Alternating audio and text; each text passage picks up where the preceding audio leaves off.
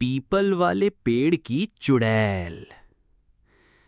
ये कहानी मेरे नाना जी के गांव की है। गांव के बाहर एक बहुत पुराना और घना पीपल का पेड़ था। दिन में तो बच्चे उसकी छांव में गिल्ली डंडा और लुका छिपी खेलते थे, लेकिन सूरज ढलते ही उस पेड़ के नीचे का सन्नाटा गहरा हो जाता था। बड़े बूढ़े कहते थे कि उस पेड़ पर एक चुड़ैल रहती है।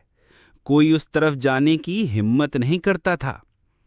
एक बार शहर से राजू नाम का एक नौजवान अपने दोस्त की शादी में गांव आया।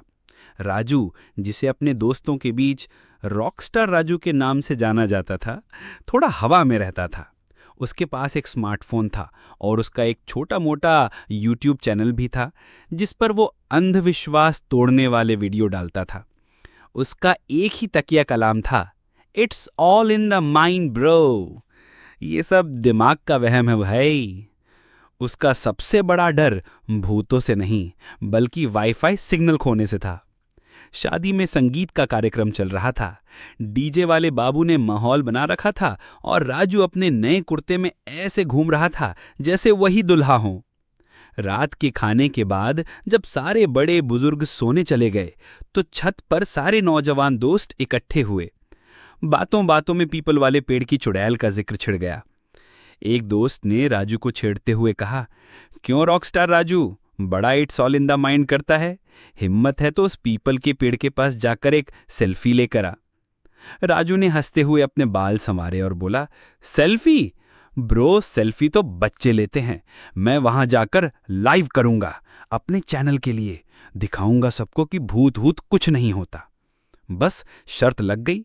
अगर राजू आधी रात को पीपल के पेड़ के नीचे से 10 मिनट का लाइव वीडियो बना के वापस आ गया तो उसे 5,000 रुपए मिलेंगे। राजू की आंखों में चमक आ गई। 5,000 रुपए और चैनल के लिए वायरल कंटेंट। उसने अपना फोन, पावर बैंक और एक टॉर्च उठाई और बोला, अभी आया। गांव की गलियों से गुजरते हुए राजू ने अपना फोन निकाला और लाइव शुरू कर दिया। हे गाइस, आपका होस्ट रॉकस्टार राजू आ गया है एक और मिथ बस्टिंग एडवेंचर पर। आज हम पर्दाफाश करेंगे गांव के सबसे फेमस पीपल वाले पेड़ की चुड़ैल का। जैसे ही वो गांव के बाहर निकला, डीजी की आवाज धीमी हो गई और झिंगुरों की आवाज ने ले ली। हवा एकदम शांत थी। अचानक एक कुत्ता भौंका तो राजू ऐसा उछला कि गिरते गिरते बचा। उसने कैमरे पर हंसते हुए कहा, हा हा हा हा, देखा गाइस, ये होते हैं सस्ते जंप स्केयर्स। आखिरकार वो उस विशाल पीपल के पेड़ के पास पहुंच गया। चांदनी रात में वो पेड़ किसी दैत्य की तरह लग रहा था, जिसकी शाखाएं आसमान को छूने की कोशिश कर रही थीं। माहौल वाकई में डरावना था। राजू का दिल जोर जोर से धड़कने लगा, पर उसने दिलेरी का मुखौटा पहने रखा। तो दोस्तों, हम आ गए हैं लोकेशन पर। जैसा कि आप देख सकते हैं, यहाँ कोई चुड़ैल नहीं है, सिर्फ मच्छर हैं, बहुत सारे। उसने एक टॉर्च चारों तरफ घुमाई।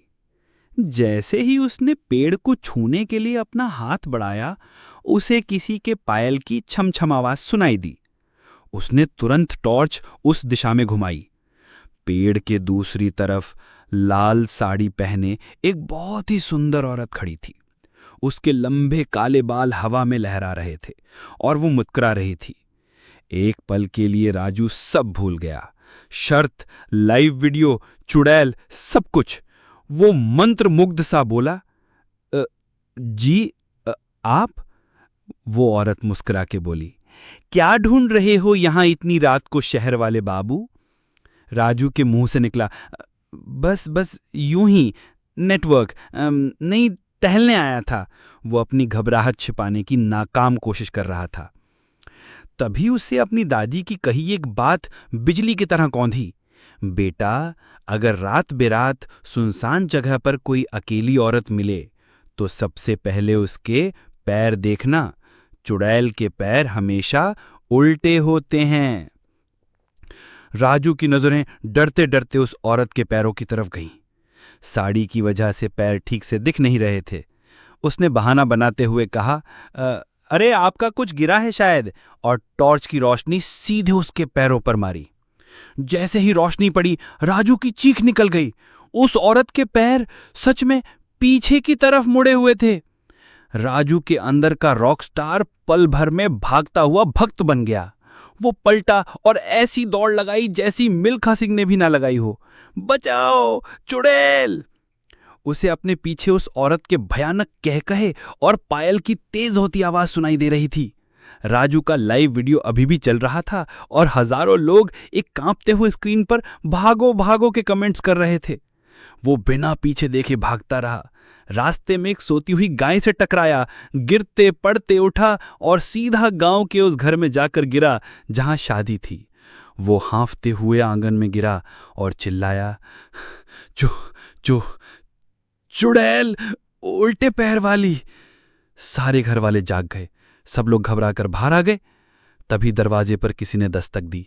सब डर गए। राजू के दोस्त ने हिम्मत करके दरवाजा खोला। सामने वही लाल साड़ी वाली औरत खड़ी थी।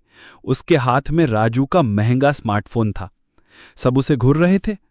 तभी दूल्हे की दादी लाठी टेकती हुई बाहर आईं और उस औरत को देखकर बोली, अरे रूपा, तू यहां क्या कर रही है? और ये छोला क्यों चिल्ला रहा था? वो औरत, जिसका नाम रूपा था, हंसकर बोली, अरे चाची, मैं तो रोज की तरह अपने नाटक का अभ्यास करने गई थी। मेरा चुड़ैल का किरदार है ना, तो मैं ये खास चप्पलें पहनकर अभ्यास करती हूँ। और उसने अपनी चप्पलें उतार कर दिखाईं। वो उल्टी बनी हुई थी ताकि पैरों के निशान उल्टे पड़े।